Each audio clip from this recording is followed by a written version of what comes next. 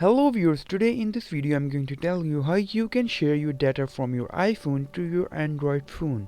For this, open your iPhone and open SHAREit.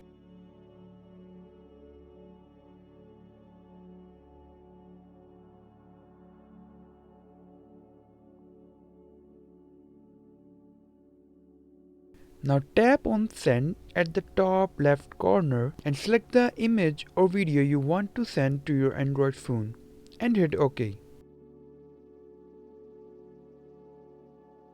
Now tap on the below icon, connect to Android. Now you have to scan a QR code in order to connect with your Android phone. Open your Android phone and open SHAREit.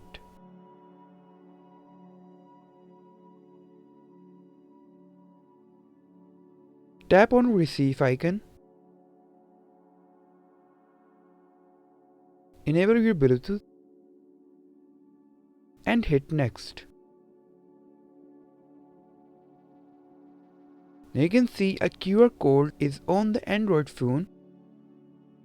Now scan the QR code from your iPhone device. Now you can see the device is connecting with the Android. As you can see, the data is transferring from iPhone to an Android mobile phone easily.